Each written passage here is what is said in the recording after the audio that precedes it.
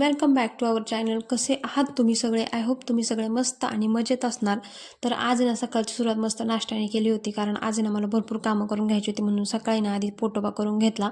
नंतर छान ना वेदाला झोपेतून उठवलं होतं. तिला मस्तपैकी नाश्ता वगैरे भरवला, तिला छानशी आंघोळ वगैरे घातली आणि तिला ना ते स्कूलसाठी ना रेडी करून ठेवलं होतं. कारण म्हटलं तिची बस जर आली ना तर तिला जाण्यासाठी उशीर व्हायला नको, म्हणून मग तिला ना रेडी करून ठेवलं होतं. पण मॅडमला बघा आमच्या स्कूलमध्ये जाता जाता अभ्यास करायचा होता आणि ना अभ्यास करणं का होईना, पण इथे ना पेन्सिलला मात्र टोक काढायचं काम अगदी जोरदार चाललं होतं.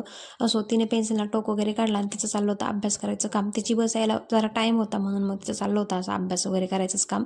नंतर बघा सकाळी ना घराजवळ असं छान वातावरण झालं होतं आणि आज मला घरातली ना महत्त्वाचं काम करायचं होतं आणि ते म्हणजे ना माझं चाललं आहे साफसफाई. कारण घरातलं सुतक काढायचं होतं आणि त्यासाठीच घरातले जेवढे काही कपडे वगैरे आहेत ना, आपले खिडक्यांचे पडदे वगैरे असतात, तसेच बाकीचे बेडशीट वगैरे हे ते सगळे, तर ते सगळे मला ना छान असे क्लीन करून घ्यायचे होते. त्यासाठीच इथे मी ना जे काही पडदे होते ना खिडक्यांचे, तर ते सगळे पडदे ते सगळे ना काढून घेतले आणि ते पडदे वगैरे काढल्यावरती ना मला बेडशीट वगैरे पण सगळे ना जे काय आहे, तसंच आपल्या उशांचे जे कवर असतात ना, तर ते सगळे पण मला धुवायला काढायचे होते. आणि माझ्या वेदाची पण इथे बघा मध्येच लुडबुड चालली होती, पण ती मला ना थोडीशी मदत पण करत होती बरं का काम करण्यासाठी.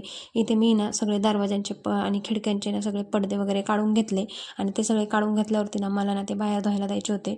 पडदे वगैरे ते माझे काढून झाले होते. नंतर मी ना सोफ्यावरचे जे काही कवर आहेत ना, तर ते कवर वगैरे सगळे काढून घेतले आणि ते कवर वगैरे काढून झाल्यावरती ना उषा ज्या आहेत ना त्याच्यावरच्या, तर त्या उशांच्या खोळी वगैरे पण काढून घेतल्या.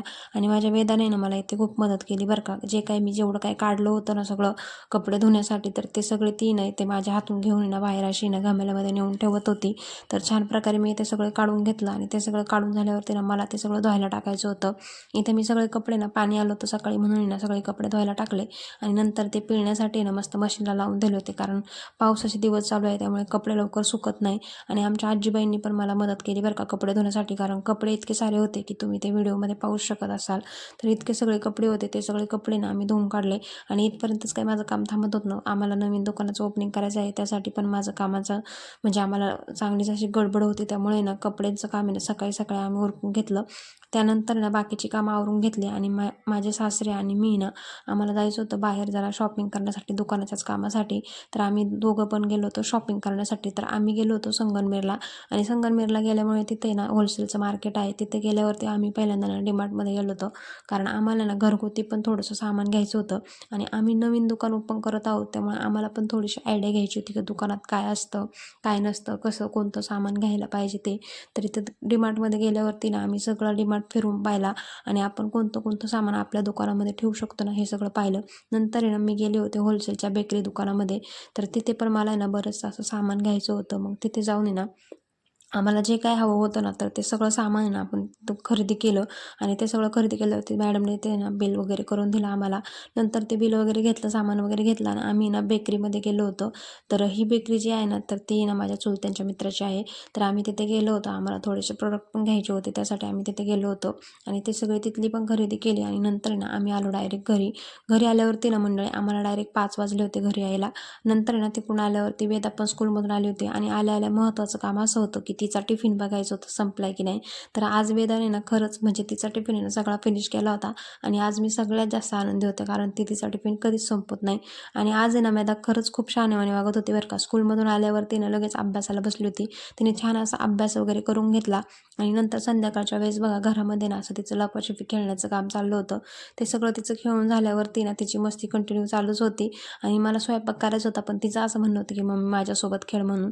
पण असो, नंतर तिला ना काकासारखा तिच्या व्यायाम वगैरे करायचा होता, म्हणून मग तिचं चाललं होतं ते व्यायाम वगैरे करायचं काम. आणि हे बघा तुम्ही ती कसा व्यायाम करत आहे ते. नंतर ना माझ्याशी तिला खेळायचं होतं डॉक्टर सेट बरोबर. तर इथे मला ना ती विचारत होती मम्मी तुला काय होतंय, काय दुखतंय वगैरे, असं सगळं विचारून ना मला अगदी औषध वगैरे दे, इंजेक्शन वगैरे दे, असं कर तसं कर, ही काळजी घे मम्मी, असं सगळं करून ना तिचं मला नाही ते चेक करायचं काम चाललं होतं.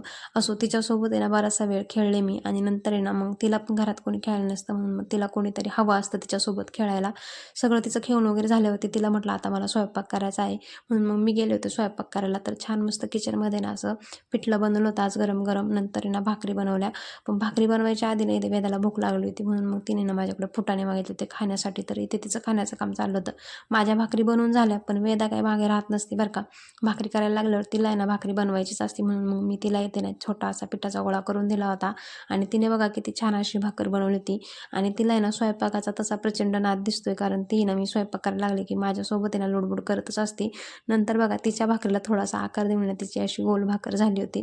चला आम्ही सगळ्यांनी जेवण वगैरे केली. नंतर मला आहे ना वेदासाठी थोडीशी ना ड्रायफ्रूटची पावडर करून घ्यायची होती, म्हणून इथे मी ना तिच्यासाठी ना छान अशी पावडर वगैरे बनवून घेतली, कारण दुधात टाकायला बरी होते. चला भेटूयात आपण नेक्स्ट व्लॉगमध्ये. तोपर्यंत आपल्या चॅनलला सबस्क्राईब करायला विसरू नका. चलो बाय.